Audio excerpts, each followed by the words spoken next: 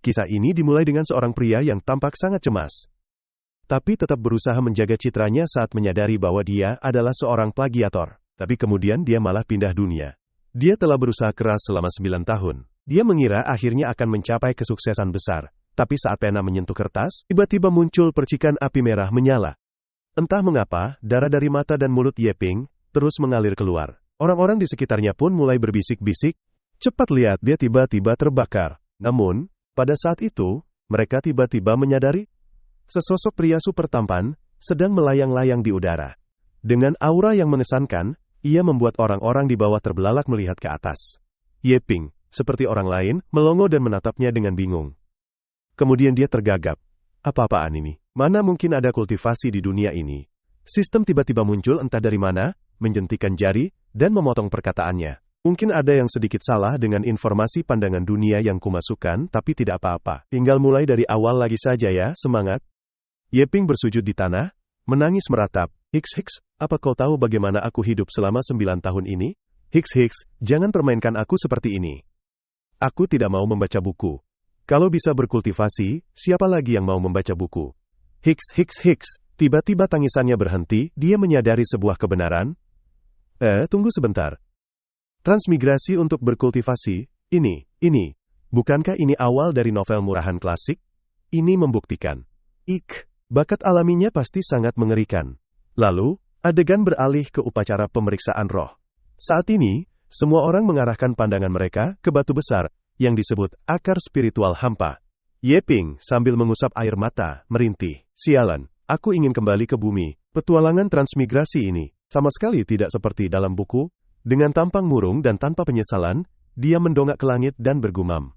Aku bahkan mengira diriku adalah karakter utama pria. Tiba-tiba, sebuah suara terdengar. Anak muda, apakah kamu ingin berkultivasi? Yeping, yang tadinya murung seperti roti kukus layu, menoleh melihat orang yang baru saja berbicara. Adegan beralih ke sekte Tao King Yun. Memang benar, sesuai namanya. Tempat ini terletak di sebuah gunung tinggi, dengan pemandangan yang sangat indah. Awan-awan yang berarak perlahan terlihat sangat mirip dengan negeri Dewata Penglai. Pria ini adalah kepala sekte, Taihua Daoren. Saat ini, dia berkata dengan nada serius kepada muridnya, Su Changyu. Aku punya tugas yang ingin kuberikan padamu. Setelah itu, dia tiba-tiba mengubah sikapnya. Dengan air mata berlinang, dia memegang bahu Su Changyu, dan mengguncangnya dengan kuat. Murid baikku, kamu harus membantu guru. Masalah ini sangat genting. Kakak senior Su Changyu, dengan santai mengangkat cangkir tehnya, lalu bertanya kembali. Sekte kecil yang tidak memiliki status seperti kita ini, masih ada masalah apa lagi yang bisa dianggap genting? Taihua Daoren memegangi wajahnya yang kurus lalu berkata, belum lama ini, ada kebijakan baru untuk sekte rendahan seperti kita. Kecuali jika dalam waktu 1 tahun, kita berhasil mengumpulkan 8 murid tetap dan menaikkan level sekte ke peringkat ketiga. Su Changyu menyesap tehnya lalu memberikan saran. Kalau begitu, cari 1 orang lagi saja sudah cukup. Dia berkata, sambil meratap. Mana bisa semudah itu? Kemarin, saat aku baru tiba di sidang penilaian roh, para sekte berebut murid dengan gila-gilaan. Biaya hidup naik sangat tinggi sampai-sampai menakutkan. Orang-orang itu sama sekali tidak menghormati Taoist Taihua, dan bahkan melontarkan kata-kata pahit. Gaji sebulan hanya 3 keping perak, dan masih berani merekrut murid. Apa mau memberi mereka uang pengemis? Aku sampai kesal seperti makan cabai saat menceritakannya. Bahkan ada sekte yang sangat tak tahu malu. Menggunakan strategi wanita cantik itu menggunakan tubuh memikat, dan suara lembut, merayu para adik junior. Kemarilah, mari berkultivasi ganda bersamaku kak. Setelah itu, Taoist Taihua kembali menghela napas lega. Syukurlah. Pada akhirnya aku tetap menemukan seseorang. Meskipun dia pendatang baru yang sama sekali tidak memiliki akar roh, tapi sifatnya sangat baik. Dan yang lebih penting lagi, dia bersedia tidak mengambil gaji. Orang itu adalah Yeping. Saat itu, ia seakan tidak percaya pada telinganya, matanya berkaca-kaca saat bertanya lagi pada master. Anda benar-benar bersedia menerima saya? Yeping, dengan kedua matanya bersinar terang seperti lampu sorot, menyatakan dengan jujur, harta abadi hanyalah benda di luar tubuh. Asalkan Anda mengajari saya berkultivasi abadi, apapun akan saya setujui. Tidak mungkin bisa terus-menerus berharap sekte akan memberikan keuntungan apapun. Tapi harus lebih memikirkan apa yang bisa ia berikan kepada sekte. Kembali ke masa kini, Taoist Taihe berbicara kepada muridnya. Ruongu, apa kau berkata sebodoh itu? Ah tidak, di mana lagi aku bisa menemukan murid sebaik ini kan? Tapi aku khawatir. Begitu orang ini menyadari betapa lemahnya sekte kita, dan tidak belajar apa-apa dari kita, kemungkinan besar mereka akan kabur. Tapi aku sudah memikirkan sebuah rencana yang brilian. Sampai sini, ia menekankan setiap kata. Sederhananya, kita akan berpura-pura menjadi orang hebat. Kau pimpin para saudara seperguruanmu, lalu di setiap bidang keahlian kalian, masing-masing tuliskan satu jenis jurus kultivasi yang mustahil dipahami, lalu ajarkan padanya untuk mengulur waktu. Tunggu 1 tahun, setelah sekte kita kokoh, biarkan dia memilih sendiri apakah ingin pergi, atau tetap tinggal. Truongmu mengerucutkan bibir, lalu mendengus. Dan kau guru, begitu serius seolah ini masalah besar. Bukankah ini hanya bualan belaka? Lalu ia berdiri. Dengan raut misterius, bertanya pada gurunya. Guru, tahukah kau para junior? Guru, julukan apa yang akan kuberikan pada murid ini? Tai Hua Daoren melanjutkan bertanya. Apa itu? Mata Su Changyu berkelebat licik. Dia berseru. Murid yang tidak kompeten ini. Dengan suara desir, jubah Su Changyu berkibar ditiup angin. Dia menambahkan 2 kata lagi. Wu Xiang. Su Changyu mengusap dagunya dengan percaya diri, berbicara tentang gaya dan pamer. Jika aku menduduki peringkat kedua di Qingzhou, maka aku khawatir tidak ada yang berani menduduki peringkat pertama. Setelah berkata begitu, dia mengangkat kepalanya, dan tertawa terbahak-bahak. Untuk masalah ini, Anda datang padaku sudah tepat. Sangat profesional.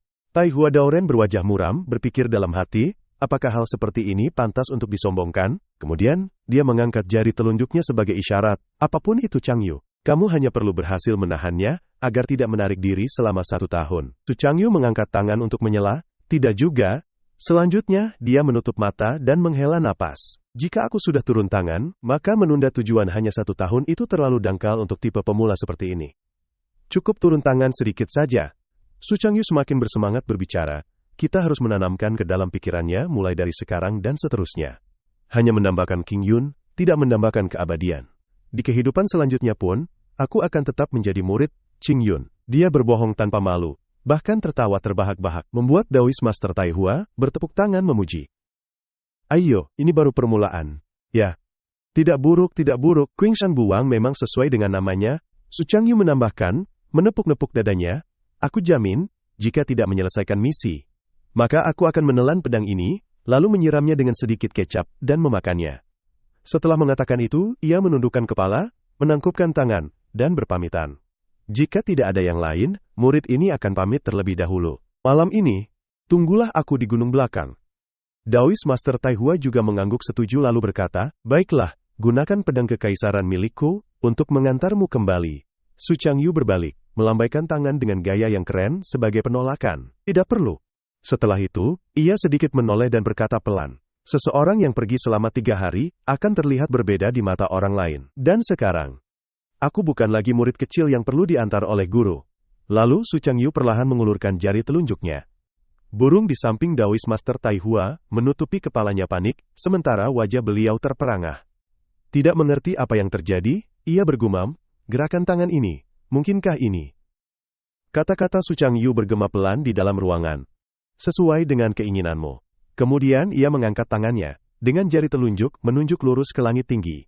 Seketika, seberkas cahaya menyilaukan mata menyelimuti tempat itu.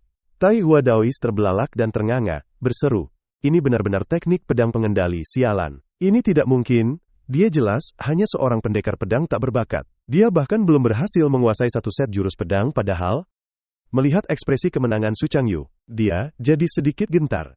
Dalam suasana tegang di antara mereka berdua, angin sepoi-sepoi berembus, menerbangkan sehelai daun hijau masuk ke dalam ruangan. Ekspresi Tai Hua Daoist dan burung itu sama-sama pasrah. Dia berkata dengan suara rendah, jangan-jangan kamu. Su Changyu tertawa lebar, hahaha, saya tidak sengaja, tidak bisa menahan diri untuk sedikit unjuk gigi. Mana mungkin saya punya ilmu pedang pengendali. Tetap saja merepotkan guru untuk mengantar saya sebentar. Tai Hua Daoist memegangi wajahnya yang hitam seperti pantat wajan. Bergumam, kamu ini dasar orang gila, semoga murid baru itu tidak kau buat gila. Adegan beralih, tengah malam di puncak gunung Haoshan. Di malam yang sunyi sepi, hanya ada cahaya keperakan dari bulan yang bersinar. Sesekali, terdengar suara kepakan sayap burung memecah keheningan. Saat ini, Su Changyu sedang duduk sendirian di atas batu karang. Kedua tangannya memeluk erat tubuhnya, gemetar hebat. Itu karena dia ingin menciptakan suasana, maka dia sengaja memilih tempat ini. Sekarang, dia sesekali bersin. Hidungnya juga sudah memerah seperti tomat. Tiba-tiba, terdengar suara langkah kaki yang semakin mendekat. Su Changyu melirik ke arah itu, lalu bergumam dalam hati. Sudah datang. Dia berusaha keras menggunakan pedangnya untuk berdiri, karena kedua kakinya mati rasa dan pegal setelah duduk terlalu lama. Dalam hati, dia menyemangati dirinya sendiri. Persiapkan dengan baik, persiapkan dengan baik.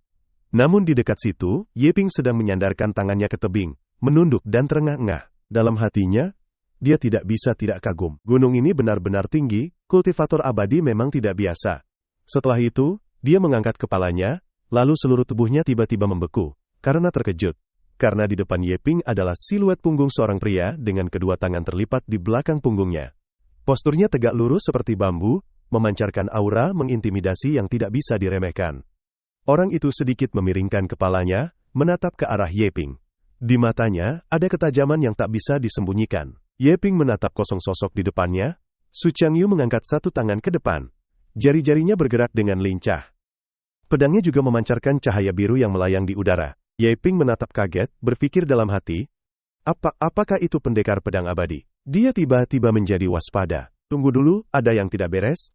Jika mereka bersedia menerima orang tak berguna tanpa akar spiritual sepertiku, bukankah ini sekte yang sangat buruk? Lalu Ye Ping kembali melihat ke arah pria yang berdiri di sana dan bertanya-tanya. Tapi kenapa ada murid dengan karisma yang begitu menonjol? Seolah memikirkan sebuah kemungkinan. Di kepalanya, seolah guntur tiba-tiba menggelegar. Mungkinkah Ye Ping berani membuat spekulasi? Sekte ini terlihat seperti sekte kecil rendahan, tapi kenyataannya adalah sekte petapa super tersembunyi. Kedua matanya bersinar seperti bintang. Semakin dia berpikir, semakin dia menanti. Semua orang di sekte adalah master hebat. Siapapun bisa membuatku melambung tinggi, sepertinya memang ada kemungkinan itu. Lalu Ye Ping mengelus dagunya, mengingat kembali kejadian hari ini. Ia teringat pemandangan hancur yang dilihatnya kala itu. Saat ia baru saja mengikuti gurunya masuk sekte, pemandangan di luar aula terasa sangat hancur. Kini Ye Ping mulai mengerti. Dulu ia tidak tahu, tetapi sekarang setelah dipikir-pikir lagi, rasanya agak berlebihan. Bagaimanapun juga, itu adalah sekte kultivasi. Jadi, bagaimana bisa begitu bobrok? Semakin ia berpikir, semakin ia merasa masuk akal. Lagi pula, meskipun sangat hancur, setiap sudutnya sangat bersih. Ini sangat tidak biasa. Ye Ping menyatukan semua petunjuk dan menyimpulkan bahwa ada keanehan di mana-mana. Jika itu karena mereka ingin hidup tersembunyi dan rendah hati, maka semuanya bisa dijelaskan. Ye Ping mengucapkan sebuah puisi. 3 juta immortal pedang surgawi, bertemu denganku pun harus menundukkan kepala. Ia bahkan menambahkan, dan ada juga kakak senior dengan aura tak tertandingi seperti ini. Su Changyu menoleh dan mengulangi perkataan Ye Ping. Barusan 3 juta immortal pedang surgawi. Bertemu denganku pun harus menundukkan kepala. Dalam hati tertawa senang. Sifat pamerannya juga keren. Nanti, dia akan jadi milikku. Tak kusangka baru bertemu, ia sudah bisa menciptakan puisi sehebat itu. Dia mengangkat tangan, seberkas cahaya bergerak mengikuti telapak tangan Su Changyu, yang kemudian berkata dengan tenang. Jika adik seperguruan yang baru sudah memuji seperti itu, tampaknya, aku harus memberinya hadiah. Dia memusatkan cahaya hijau di telapak tangannya lalu berkata, kakak seperguruan juga tidak punya peralatan apapun. Jadi, aku memberimu kesempatan keberuntungan ini. Angin kencang bertiup, membuat rambut Ye Ping berkibar-kibar. Su Changyu berkata dengan misterius, sambil memperkenalkan diri. Aku adalah kakak seperguruan utama King Yun. Dan teknik angin biru ini sebenarnya adalah semacam teknik rahasia penciptaan. Ini bisa membantumu meningkatkan bakat kultivasi. Ye Ping terkejut dan tercengang saat mendengarnya. Lalu berpikir, hanya sebuah teknik angin biru? Bisakah itu meningkatkan bakat kultivasi? Bagaimana sekte biasa bisa melakukannya?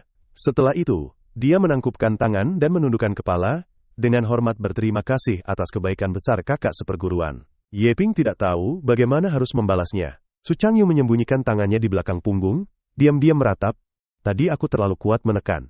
Sampai pergelangan tanganku terkilir. Namun, di luar ia menjawab dengan tenang, bukan masalah besar. Dalam benaknya, ia menutupi mulutnya menahan tawa.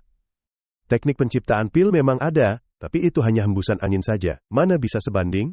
Lalu, Su Changyu perlahan duduk di tebing batu dan berkata, murid junior, sebelum aku mewariskan pedang Dao kepadamu, aku akan menanyaimu satu pertanyaan terlebih dahulu. Darah panas mendidih di hati Ye Ping. Ia mengepalkan tangannya erat, menyembunyikan kegembiraannya, dan berpikir, skenario ini sudah pernah kubaca di buku sebelumnya. Sebelum Master Agung mewariskan teknik rahasia, mereka pasti akan bertanya satu hal dulu. Benar itu dia. Suara Su Changyu menggema di malam hari. Menurutmu, apa ujung dari pedang? Dalam benaknya, hanya ada senyum licik dari dirinya sendiri. Hehehe. Tingkat pembual seperti ini, hanya raja akting sepertiku yang bisa memikirkannya. Jawablah, bagaimanapun kau menjawab, semuanya akan salah. Dengan begitu, barulah aku bisa memberitahumu betapa dalamnya pemahamanku tentang pedang Dao, yang tak terduga dalamnya. Di mata Ye Ping, berbagai pikiran berputar-putar tanpa henti. Otaknya bekerja dengan kapasitas penuh. Dia mengulang beberapa kata kunci itu. Hakikat pedang. Ye Ping mengatupkan kedua tangannya dan berpikir dalam hati. Bahkan nuansa pertanyaan ini, benar-benar pas sekali. Semakin dia memikirkannya, semakin kusut pikirannya. Pertapa ulung. Sudah 80-90% ini. Tapi, bagaimana aku harus menjawabnya ini? Jenis pertanyaan ini kelihatannya sederhana, tapi pasti mengandung makna agung yang tak tertandingi. Kedua alis Ye Ping hampir menyatu, tapi dia masih ragu-ragu berpikir. Jika orang biasa, aku khawatir mereka hanya akan menjawab seperti pembunuh 10 langkah 1000 mil tanpa jejak. Tapi jawabannya tidak akan seremeh itu. Lalu bagaimana aku harus menjawabnya? Apapun itu, aku harus menjawabnya dengan sangat hati-hati. Melihat ekspresi lawan bicaranya yang begitu serius, Su Changyu sedikit kaget. Jawab saja sekenanya. Tidak perlu seserius itu. Setelah satu shichen penuh, dia sudah agak kesal dan berpikir. Kakak senior, sudah satu shichen loh. Kau masih belum selesai? Angin di puncak gunung ini hampir membuatku mati kedinginan. Tidak tahan lagi, Su Changyu berkata dingin. Cukup. Katakan jawabanmu. Ye Ping mengetuk-ngetuk kedua jarinya, lalu dengan hati-hati ia menyampaikan jawabannya. Kakak senior, menurut murid junior, puncak tertinggi jalan pedang. Pastilah sehelai rumput yang dapat memotong habis matahari, bulan, dan bintang. Untuk pertama kalinya mendengar perkataan ini, Su Changyu langsung tertegun sesaat. Ia terbayang sehelai rumput hijau yang mungil dan rapuh. Memotong habis matahari, bulan, dan bintang. Gambaran langit yang terbelah dua, seolah menghantam kepala Su Changyu. Memikirkan ini, ia tidak bisa menahan diri untuk tidak terkejut dan memaki dalam hati. Sialan, aku Su Changyu sudah berlatih pedang selama 25 tahun. Saat bertemu ahli pedang terkuat, satu tebasan pedang hanya bisa meratakan gunung. Namun, hanya dengan sehelai rumput. Bisa memotong habis matahari, bulan dan bintang, apa itu tidak terlalu berlebihan? Melihat Su Changyu tidak berkata apa-apa, Ye Ping segera melambaikan tangan dan bertanya. Kakak senior, apakah ini terlalu berlebihan? Aku harap kakak senior tidak akan menyalahkanku. Sementara itu, dalam hati, ia terdiam dan berpikir. Bocah ini sungguh luar biasa. Ucapan yang keluar begitu tulus. Ia adalah orang yang sejalan dengan Dao. Kalimat ini sama sekali tidak buruk. Dan sekarang, itu juga menjadi milik Su ini. Su Changyu berdiri, lalu berdeham dan menjawab. Memang sedikit berlebihan. Tapi jalan kultivasi membutuhkan ketenangan. Adik seperguruan, kamu terlalu ambisius. Mendengar itu, Ye Ping sedikit gembira dan menjawab. Adik seperguruan sudah mengerti. Tiba dia mengeluarkan sebilah pedang. Cahaya logam berkilat di malam hari. Menyatu dengan nada suara Su Changyu yang rendah. Bagaimana kalau begini saja? Suara wush terdengar di udara.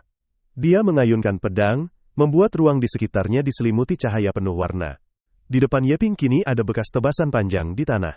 Su Changyu berbalik dan pergi, hanya meninggalkan perkataan. Kakak akan meninggalkanmu sebuah jejak pedang. Jejak pedang ini, jika dibilang biasa, memang biasa. Suaranya menjadi misterius. Tapi jika dibilang tidak biasa, ia juga mengandung esensi pedang terkuat di dunia ini. Seberapa banyak yang bisa kamu pahami, itu tergantung pada bakat pemahamanmu dulu. 7 hari lagi aku akan datang melihatmu.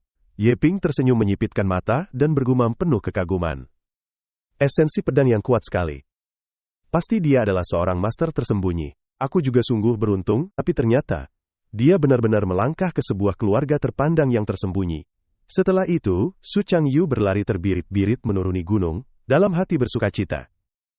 Cepat-cepat cari kedua adik seperguruan untuk sedikit pamer, namun, begitu dia sampai di hutan bambu, suara adik seperguruan perempuan memanggil kakak seperguruan tertua. Dia tidak bisa menahan rasa penasarannya dan bertanya sambil tersenyum. Menurut kakak, bagaimana bakat murid baru ini? Setelah itu, adik seperguruan perempuan kembali menunjukkan senyum jahil. Su Changyu menjawab dengan acuh tak acuh. Adik seperguruan perempuan mengintip lagi. Ya. Dia melompat dari batu, mendekat, dan menjelaskan sambil tersenyum. Aku kan penasaran, namun, dalam hatinya juga muncul sebuah ide. Tapi kebetulan sekali, bagaimana kalau kita coba efeknya padamu? Berpikir begitu, Su Changyu bersikap misterius, dan meminta adik seperguruan perempuan untuk tidak membicarakan hal ini dulu. Wajah dan suaranya berubah menjadi serius. Kakak seperguruan bertanya, apakah kamu tahu apa yang lebih kuat dari puncak ilmu pedang? Adik seperguruan perempuan mendengarnya, tetapi tidak mengerti apa-apa. Kedua tangannya bertaut gelisah, dia bertanya-tanya. Apa hubungannya ilmu pedang denganku? Kenapa tiba-tiba jadi serius begini? Su Changyu kembali bersikap misterius dan berkata, kalau begitu, kakak akan memberitahumu ya. Puncak tertinggi ilmu pedang adalah menggunakan sehelai rumput untuk memenggal matahari dan bulan, begitu. Wajah adik seperguruan junior menjadi kebingungan. Lalu, ia tidak bisa menahan diri untuk memuji, keren sekali. Ilmu pamer kakak seperguruan senior sudah berkembang lagi ya? Su Changyu tertawa puas dan menjawab, hahaha, benar, keren kan? Adik seperguruan junior kembali bertanya, kalau begitu sudah waktunya menjawab pertanyaanku belum? Ia mengulangi perkataan lawan bicaranya. Pertanyaanmu?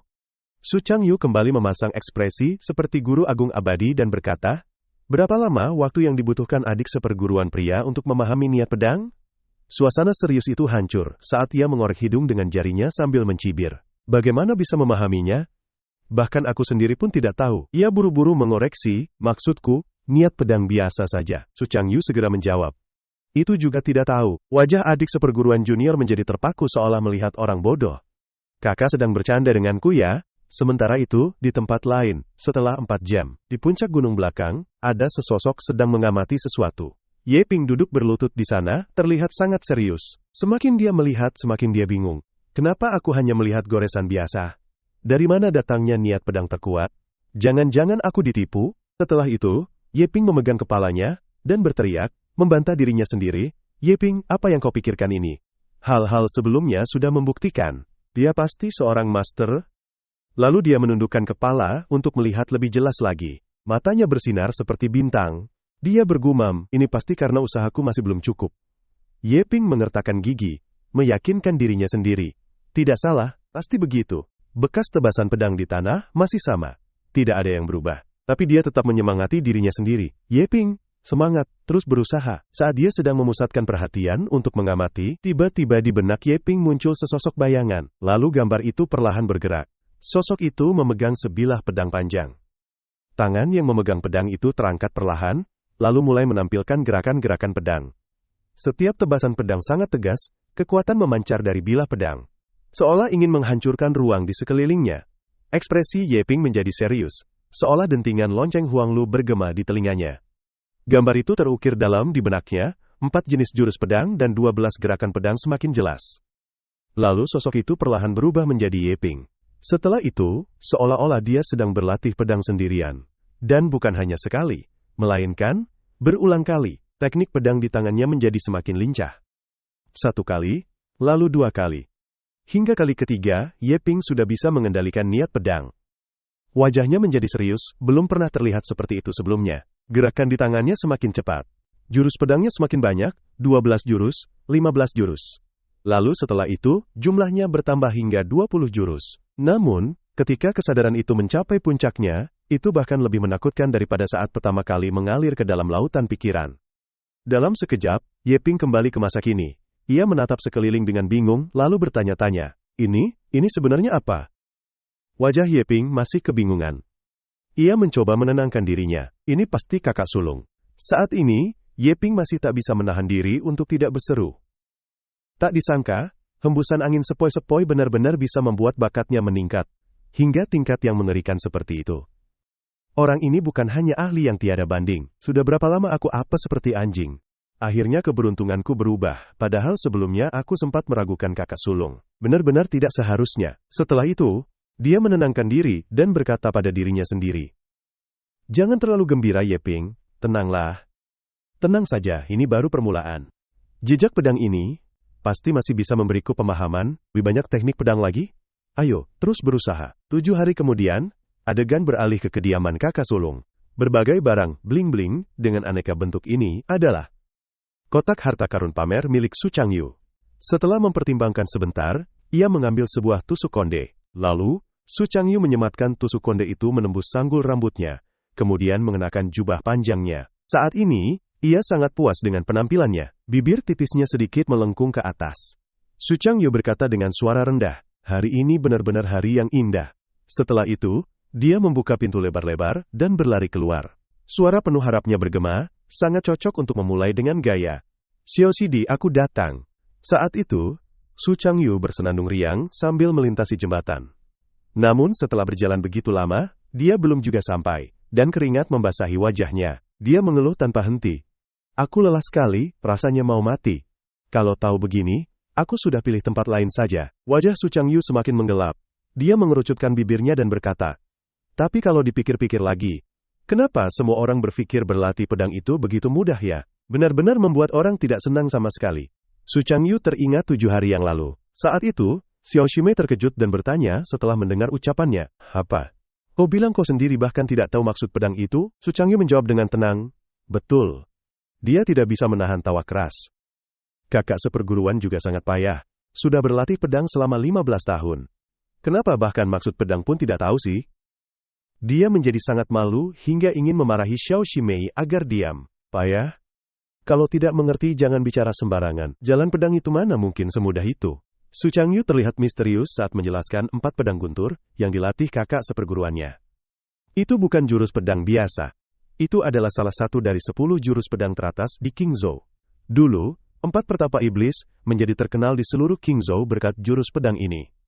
Lalu ia menjelaskan bahwa ini adalah jurus pedang yang paling kuat, dan yang terbagi menjadi 4 set untuk musim semi, panas, gugur, dan dingin. Jika ada seseorang yang menguasai keempat set musim semi, gugur, dan dingin, maka bahkan bisa menarik petir dari keempat musim. Apalagi, setiap set jurus pedang dibagi lagi menjadi 4 alam. Memahami gerbang awal, kemurnian api tungku, penyelesaian agung, dan puncak tertinggi. Tanpa memberi Su Changyu muka, dia bertanya sebuah pertanyaan mematikan. Kedengarannya sangat hebat ya? Jadi sekarang kakak seperguruan sudah di tingkat keberapa? Tanpa malu-malu, ia berbohong. Pedang guntur musim semi sudah mencapai kemurnian api tungku. Total ada 18 jurus pedang. Adik junior itu menusuk lebih dalam, berkata dengan suara rendah. Ah, baru pedang guntur musim semi saja ya. Dan lagi hanya ada 18 jurus. Su Changyu, yang sangat marah berteriak. Apa maksudmu, baru pedang guntur musim semi saja? Lalu dia beralasan. Total baru ada 4 alam besar. Inilah kemajuanku, pastinya yang terbaik di Qingzhou dengan seni pedang 4 guntur miliknya yang disebut-sebut terbaik. Kakak senior tidak hanya membutuhkan 15 tahun untuk mencapai alam tungku murni. Bahkan, tidak akan memerlukan waktu 15 tahun untuk pasti mencapai penguasaan besar. Dalam 100 tahun, dia akan mencapai puncak dan kesempurnaan. Su Changyu mendekatkan wajahnya ke wajah adik junior. Matanya berair, lalu dengan suara rendah, saat itu, kau akan tahu betapa hebatnya kakak seniormu ini. Dia bertanya ke masalah lain. Jadi, jika adik junior bisa memahami niat pedang sendiri, maka bakatnya dalam jalur pedang akan berada di level mana? Dia mendengar itu, dan tertawa sangat puas sambil mengejek. Niat pedang, katamu? Adik junior juga benar-benar berani bermimpi, ya. Meskipun prakteknya tidak seberapa, dalam teori, Su Changyu cukup memahaminya. Inti jalur pedang, teknik pedang hanyalah hal sekunder. Yang terpenting adalah niat pedang ini. Semakin banyak niat pedang yang dimiliki, maka ilmu pedang apapun bisa diubah menjadi luar biasa. Dan setiap tusukan biasa yang asal-asalan pun bisa menjadi sangat mengerikan. Ya, menurut yang dia ketahui, tapi 3 maksud pedang Honggu sangat sulit dikuasai. Di antaranya, hanya tingkat pertama saja sudah merupakan maksud pedang yang tak terhingga. Di seluruh 10 alam, hanya ada 1 pakar saja yang nyaris mencapai setengah langkah masuk, dijuluki sebagai Taisu Jianzun. Bahkan 10 alam memperlakukannya sebagai tamu kehormatan. Ketika adik seperguruan perempuan mendengar itu, dia tidak bisa menahan rasa penasaran untuk bertanya. Aku hanya iseng bertanya, andai kata seseorang berhasil menguasainya, levelnya akan seperti apa? Su Changyu menggelengkan jarinya, menekankan setiap kata, berkata dengan nada yakin, sama sekali tidak mungkin. Apalagi adik seperguruan laki-laki kita, bahkan jika itu adalah jenius nomor 1 dalam 500 tahun. Dari Qingzhou, juga sama sekali tidak mungkin bisa memahami maksud pedang tak terhingga itu. Kembali ke masa kini, dia masih menembus terik dan angin. Mendaki puncak gunung. Begitu tiba di sana, Su Changyu bertanya pada dirinya sendiri dengan suara rendah, sudah sampai di Yunhua, entah adik seperguruan laki-laki sudah bangun atau belum. Namun, ketika melihat Ye Ping sedang dengan saksama mengamati bekas tebasan pedang, dia sempat terkejut. Terlihat 2 lingkaran hitam di bawah matanya seperti panda, namun di matanya terpancar kilatan cahaya. Su Changyu terkejut dan berpikir dalam hati. Astaga, apa-apaan ini? Kedua bola matanya seolah ingin copot, ia bertanya-tanya. Mata semuram itu, Sudah berapa lama dia tidak tidur sih? Dasar bocah konyol ini, mungkinkah dia benar-benar menghadapi tanda pedang itu sepanjang waktu? Siapa yang melakukan penipuan terang-terangan seperti ini? Semakin memikirkannya, Su Changyu semakin merasa bersalah. Ini semakin membuktikan bahwa aku bukanlah orang baik. Apa yang harus kulakukan? Perasaan bersalah yang kuat. Ia menghela napas, berkata pada diri sendiri, sayang sekali bocah ini, demi sekte, dia hanya bisa menanggung keluhan ini. Nanti, aku akan menggantinya dengan baik. Pada saat ini, Ye Ping juga menyadari ada seseorang datang, lalu berdiri. Setelah mengenali bahwa orang itu adalah Su Changyu, ia pun menyapa. Kakak senior, Anda sudah datang? Ia segera memasang ekspresi serius, dan bertanya dengan santai. Bagaimana latihanmu? Ye Ping mengangguk, tersenyum dan menjawab, saya sudah memahaminya kakak senior. Ini semua berkat usaha, dan kesempatan yang kakak senior berikan. Su Changyu secara naluriah menyemangati. Jangan berkecil hati, hal yang tidak bisa dipahami orang biasa. Itu sepenuhnya wajar. Setelah memikirkan kembali kata-katanya, Su Changyu terkejut dan bertanya lagi. Tunggu sebentar, apa yang baru saja kau katakan? Pencerahan? Kau sudah memahaminya? Ye Ping menjawab sambil menangkupkan tangan, dan menundukkan kepala. Benar, kakak senior tertua. Sekitar pagi ini. Aku telah memahami total 400 jurus pedang. Mendengar angka itu, ekspresinya langsung menegang. Namun dalam hati, dia tertawa terbahak-bahak sambil memegangi perutnya. Hahaha, 400 jurus ya, hahaha. Apa kau pikir aku tidak pernah berlatih pedang? Aku hanya asal membuat goresan pedang ini. Apa yang tidak aku ketahui sendiri tentang hal ini? Sudut bibir Su Changyu melengkung tipis. Dalam hati dia berpikir, ini benar-benar membuatku mati tertawa hahaha. Ye Ping yang memperhatikan ekspresi Su Changyu itu merasa bingung. Apa maksud kakak senior tertua tertawa seperti itu? Mungkinkah dia menertawakanku karena aku terlalu sedikit mencapai pencerahan? Sehari bisa menguasai 400 jurus. Apa jangan-jangan itu masih terlalu sedikit? Oh, aku mengerti. Kakak senior adalah ahli yang menguasai jurus pedang ini, pasti tidak hanya puluhan ribu saja. Ia terdiam. Dia telah membimbingku langsung dengan pengetahuannya, ditambah lagi, sebelumnya juga memberiku kesempatan besar. Tapi siapapun yang punya sedikit bakat, sudah pasti bisa menguasai lebih dari 1000 jurus dalam sehari, coba lihat saja. Dalam hati Ye Ping, ia meratap tanpa suara, aku memang terlalu payah. Su Changyu menunjukkan sikap ramah, lalu tersenyum dan berkata, tidak perlu berbohong. Jurus pedang ini sangat mendalam. Tidak bisa menguasainya adalah hal yang sangat wajar. Aku sama sekali tidak akan meremehkanmu karena itu. Ye Ping menjawab dengan jujur, sungguh, aku tidak berbohong. Memang hanya 400 jurus pedang. Ia menahan amarahnya, dan menenangkan diri. Cukup sampai di sini. Kalau tidak punya kekuatan mulut boleh keras, tapi siapa juga yang akan suka. Sementara itu, Ye Ping terkejut dan berpikir dalam hati. Kakak senior merasa aku bahkan 400 jurus pedang saja tidak pantas dikuasai. Karena itu, Ye Ping dengan canggung berkata, meskipun bakat adik seperguruan ini masih kurang, tapi bukankah sebelumnya kakak sudah memberiku kesempatan? 400 tidak terlalu banyak, tapi aku masih bisa melakukannya. Saat ini, Su Changyu benar-benar sedikit kesal. Meski begitu, dia masih mempertahankan senyum di bibirnya. 400 jurus dan itu tidak banyak. Ada lagi satu orang yang meremehkan seni pedang. Su Changyu teringat apa yang telah dia lalui. Hatinya terasa nyeri. Meskipun dia bukan ahli tingkat atas, tetapi banyak orang biasa di dunia ini juga harus melewati banyak penderitaan dalam proses pendewasaan. Tapi selalu diejek karena kemajuan yang lambat, baik sengaja maupun tidak sengaja. Itu juga membuat perasaan seseorang jadi tidak enak. Setelah menenangkan diri, dia pun berkata, baik, jika memang begitu, kalau begitu, kamu latih ulang sekali, jurus pedang yang telah kamu pahami, tunjukkan padaku. Dalam hati, dia menambahkan, sepertinya aku harus memberinya pelajaran. Ini juga bermanfaat bagi orang muda untuk dewasa. Ye Ping dengan tegas membungkuk dan menjawab. Baik. Melihat itu, Su Changyu jadi makin kesal. Dan dia malah setuju juga. Biarpun sekarang keras kepala, nanti juga tidak akan bisa menarik kembali kata-katamu. Saran dari ahli pamer. Seketika, suasana di antara mereka berdua menjadi hening. Hanya cahaya matahari hangat dari atas yang menyinari tempat ini. Ye Ping menghunus pedangnya. Cahaya keemasan menyelimuti bilah pedang di tangannya. Ye Ping perlahan mengangkat pedangnya, lalu menegakkannya di depan dirinya. Terlihat kilatan cahaya seperti petir yang semakin menyebar. Segera setelah itu, ia mengayunkan pedangnya dengan kuat ke samping. Cahaya keemasan pun ikut menyala, menerangi seluruh area. Jurus-jurus itu seolah sudah mendarah daging. Ye Ping terus melancarkan satu jurus demi satu jurus. Jurus pedang Ye Ping begitu cepat. Laksana air mengalir dan awan melayang. Saat bilah pedang melintas dekat, matanya memancarkan kilatan tajam dan dingin. Setiap jurus berurutan, terjadi secepat kilat. Hanya dalam sekejap mata, ia sudah mencapai 36 jurus. Gerakan Ye Ping begitu cepat hingga di mata Su Changyu, hanya tampak bayangan semata. Namun, dalam sekejap, sosok Ye Ping muncul dan menghilang, membuatnya tidak bisa mengikuti. Setelah itu, wajah Su Changyu menjadi muram dan pucat pasi. Keterkejutan di matanya sepertinya sulit disembunyikan.